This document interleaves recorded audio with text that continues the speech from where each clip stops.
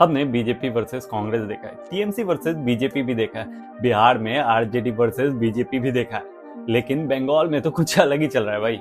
TMC versus TMC, और honestly ये political rivalry कम और फैमिली प्रॉपर्टी डिस्प्यूट ज्यादा लग रही है। जिस पार्टी को ममता बनर्जी ने 1998 में खुद बनाया था, आज उसी पार्टी के अंदर से चैलेंजेस आ रहे हैं। रेबल लीडर रीता बनर्जी ने क्लेम किया है कि ममता बनर्जी को पार्टी चीफ के पद से हटा दिया गया है और अरूप रॉय को नया चेयरपर्सन बनाया गया है। मतलब इमेजिन करो, स्टार्टअप किसी और ने बिल्ड किया और बोर्ड मीटिंग में कुछ लोग बोल देते हैं थैंक यू फाउंडर, अब कंपनी हम चलाएंगे। तो कॉन्फिडेंस लेवल देख रहे हो, एब्सोल्युटली वाइल्ड। और सबसे इंटरेस्टिंग पार्ट, रेबल कैंप खुद को रियल टीएमसी बता रहा है।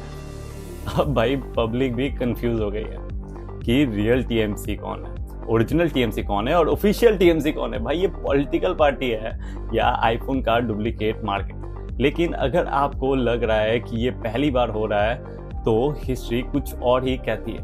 1969 में कांग्रेस स्प्लिट हुई थी, 2002 में शिवसेना स्प्लिट हुई और एकनाथ शिंदे फैक्शन अलग हो गया। 2023 में एनसीपी स्प्लिट हुई और अजीत पवार फैक्शन हो गए। और हर बार डायलॉग यही था कि असली पार्टी हम हैं। इसलिए बंगाल में जो हो रहा है वो इंडियन पॉलिटिक्स के लिए बिल्कुल नया नहीं है। लेकिन यहाँ एक इंटरेस्टिंग पॉलिटिकल थ्योरी भी है। पॉलिटिकल साइंस में रॉबर्ट माइकल्स की फेमस थ्योरी है आयरन लॉ ऑफ ओलिगार्की। इस थ्योरी के मुताबिक हर बड़ी पॉलिटिकल ऑर्गेनाइजेशन में एक स्टेज पर आती है जब लीडरशिप को अंदर से चैलेंजेस मिलना शुरू हो जाता है और जब किसी पार्टी का फ्यूचर स्ट्रेटेजी या लीडरशिप डायरेक्शन डिबेट का सब्जेक्ट बन जाए तो इंटरनल फैक्शंस उभरने लगते हैं। ध्यान रहे, ये पॉलिटिकल एनालिसिस है, कंफर्म फैक्ट्स नहीं। लेकिन पॉलिटिक्स में परसेप्शन कभी कभी रियलिटी से ज्यादा पावरफुल होता है और पॉलिटिक्स का सबसे ब्रूटल रूल यही है, पार्टीज ऑपोजिशन की वजह से कम और इंटरनल पावर स्ट्रगल्स की वजह से ज्यादा वीक होती है।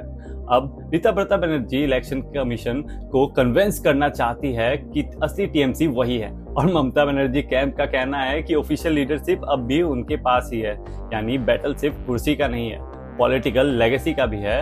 अब ये देखना है कि ये रेबेलियन सिर्फ हेडलाइन बन के रह जाते हैं या बंगाल की पॉलिटिक्स का नेक्स्ट बिग टर्निंग पॉइंट बन जाता है। एक बात तो पक्की है, 2026 में Bengal politics BJP versus TMC से ज्यादा टीएमसी वर्सेस टीएमसी लग रही है। आपका क्या ओपिनियन है?